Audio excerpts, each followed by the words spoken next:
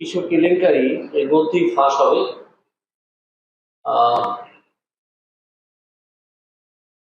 এবং তখন আবার একটা জোরদার আওয়াজ উঠবে এই সরকারের চলে যাওয়ার বিষয়।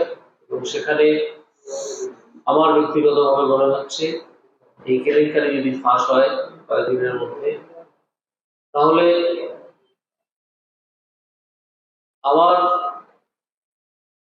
মত এই, যেটা আমি প্রকাশ করেই দিচ্ছি, টানা 72 ঘন্টা বন্ধ ডাকা উচিত সারা পশ্চিমবঙ্গে। এই ছাত্র যুব অধিকার আদায় যাত্রা, এই বিষয়ে আমি ব্যক্তিগতভাবে যারা এই অরাজনৈতিক সংগঠন করে এই যাত্রা করতে চলেছে এবং একটা সচেতনতা তৈরি করার কাজ করছে, তার পাশে আমি ব্যক্তিগতভাবে দাঁড়াচ্ছি।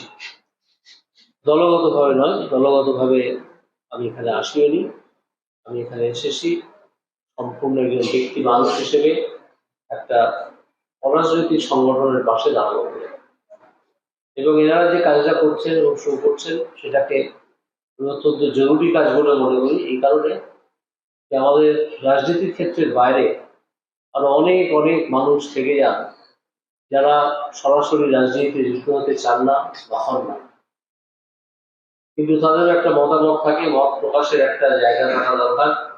তাদেরও সংঘবদ্ধ হয়ে একটা সিদ্ধান্ত নেওয়া দরকার যে আমাদের এখানে যে সরকার গত 15 বছর ধরে চলছে, সেই সরকারকে আর রাখা যাবে কি যাবে না। তো আমার ব্যক্তিগত অভিমত, এই সরকারকে আর একদিনও থাকতে দেওয়া উচিত নয়, কিন্তু যদিও আইনগতভাবে তারা রয়ে যাচ্ছে, তবে আমি আশা করি কিছু কেলেঙ্কারি এর মধ্যেই ফাঁস হবে।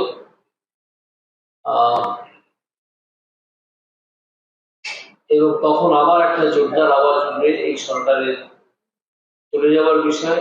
এবং সেখানে আমার ব্যক্তিগতভাবে মনে হচ্ছে এই কেলেঙ্কারি যদি ফাঁস হয় কয়েকদিনের মধ্যে, তাহলে আমার মত এই, যেটা আমি প্রকাশ করেই দিচ্ছি, টানা 72 ঘন্টা বন্ধ ডাকা উচিত সারা পশ্চিমবঙ্গে। এবং যতক্ষণ না এই সরকার পদত্যাগ করছে, সরকারের মুখ্যমন্ত্রী পদত্যাগ করছেন, পদত্যাগপত্র জমা দিচ্ছেন রাজ্যপালের কাছে এবং পশ্চিমবঙ্গের রাষ্ট্রপতির শাসন জারি হচ্ছে, ততক্ষণ আমাদের বিক্ষোভ চলা উচিত। তো এসব করার জন্য রাজনৈতিক দলের যেমন প্রয়োজন, তেমন আরো বেশি করে প্রয়োজন রাজনৈতিক দলের বাইরে যারা আছেন তাদের সংযোগ, তাদের একটা সংগঠিত রূপ নিয়ে এই কাজে এগিয়ে আসা। তো সেই জন্য আমি এদের সঙ্গে যুক্ত হয়েছি। নৈতিক সমর্থন আমি জানাচ্ছি ব্যক্তিগতভাবে। আমার দলের পক্ষ থেকে আমি কিছু বলছি না, বলার অধিকার আমার নেই। দলের পক্ষ থেকে আমি যে দলে আসি সেই দলের পক্ষ থেকে যদি কিছু বলতে হয় তাহলে দলের সভাপতি বলবেন, বা সভাপতি যাকে ইন্টারেস্ট করবেন বলার জন্য তিনি বলবেন, আমি নই।